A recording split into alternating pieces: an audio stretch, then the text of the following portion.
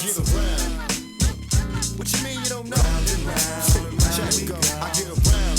It's that time, C-Cat. And where are we headed first on this lovely Tuesday? Next stop, Tokyo, Japan. The That's a get-around's Tokyo got Tuesday. wings to it, baby. Hey. We're flying across the world because the Dodgers beat the Cubs 4-1. Not a spring training game. No, this game mattered. Like it was a real regular season game that happened to take place in Tokyo. And man, the Japanese player showed out. Yamamoto threw 5 innings. Shohei Ohtani, 2 hits, scored twice. Dodgers got the win.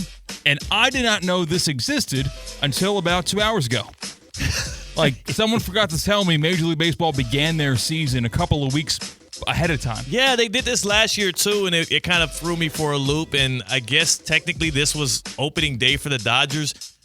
My main thing about this is I'm curious if you're a true Dodgers fan, a real baseball fan, did you wake up early to watch this? Kind of like NFL fans will watch a Europe game at like 8 a.m.? It's so odd because I don't want to get over dramatic, but we truly, as baseball fans, wrap our arms around Major League Baseball opening day. Yeah.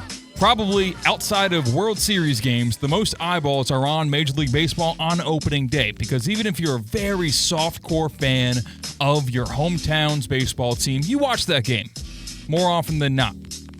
And everyone is involved. Everyone's got hope. We all start at 0-0. Maybe now's the year for your Baltimore Orioles to pick up where they left off. Maybe it's time for the Chicago White Sox. You're not 45 games behind, under 500 anymore. Yeah, that's over with. But does it cheapen opening day a little bit? It has to.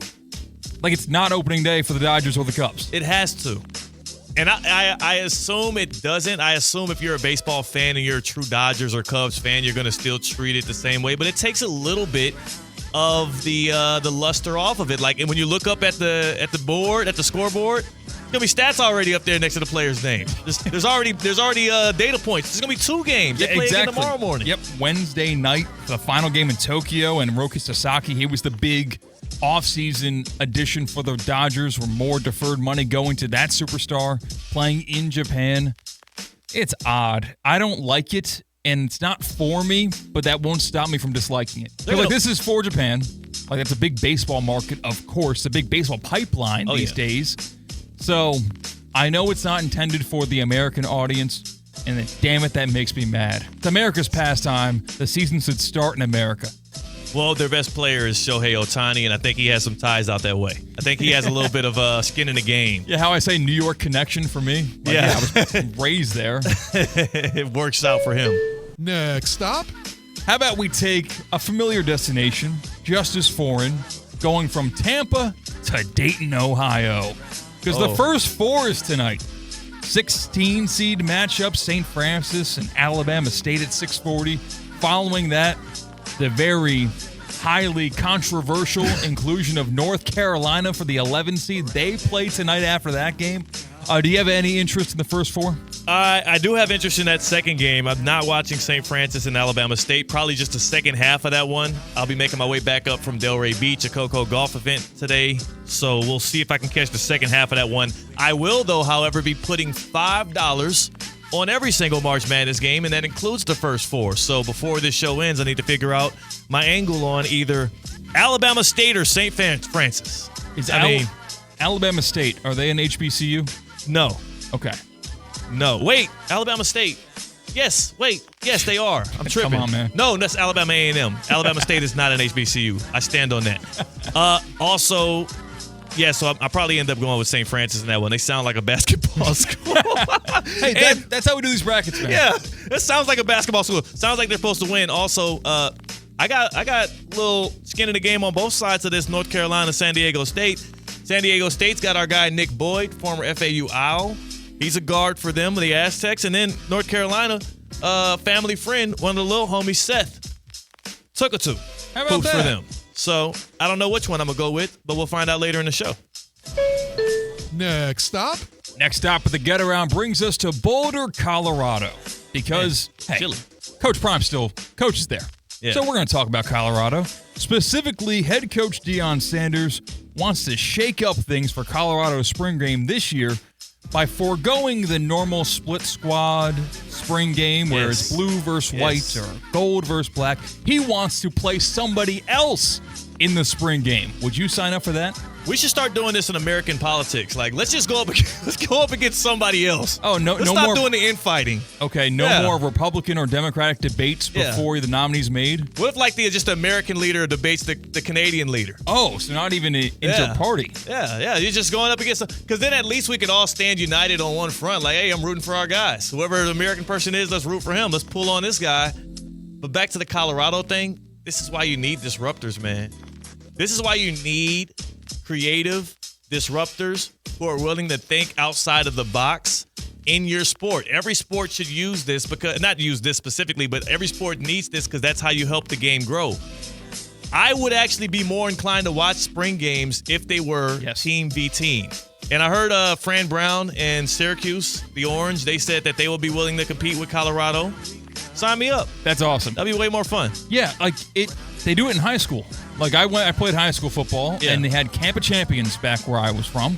And in the summer, before everyone went on vacation, you would have a camp through the week, and you would just 7-on-7, also full pads, and you would play other teams. It makes sense, and it makes money. Because why would you watch outside of like 4 or 5 program spring games? I'm not going to turn on Ole Miss's spring game. No. And that's also, a good football school, but I don't care about Ole Miss. There's no reason for you to care unless there's like another Manning popping up or something like that, right? But even so, I'll look at the clips. Yeah, I'm not watching it. I'll say this too with that. What is the best part about training camp in the NFL? Training camp fights. Yeah. And training camp fights only happen when they do the joint practices. Do some spring. I'm not encouraging the young fellas to get in the scraps, but I'm just saying the contention and the contempt that is built up, you might get a little bit more entertaining and compelling action on the field. So Dion this is another great, bright idea out of him.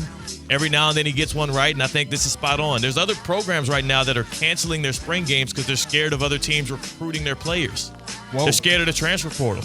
They're like, why would I put a showcase on with these guys just so you can hit them up later and get them to your school? The only argument against it, if you're an organization, is you're afraid of injuries, because that cornerback from Texas is not going to care about the well-being of the running back from Georgia. I ain't going to care about it in the regular season either. He'll get an injury or two here. It's a spring. He'll be good by the fall. Yeah, you got the full summer to heal up. Heal up, champ. You'll get back to him. You know the real problem is going to be teams wanting to do it at their campus and not the other way around, because you want to talk about poaching and recruiting. If you bring your kids to a campus that's really nice, that's a recruiting visit. Well, That's those girls are pretty. visit. Yeah, that's gonna. They That'll don't do have. It's in Syracuse. It's kind of rough up here. Like, imagine like a Syracuse. Like, if you're Syracuse, you better stay north of the Mason-Dixon line, because you don't want to go somewhere where it's warm.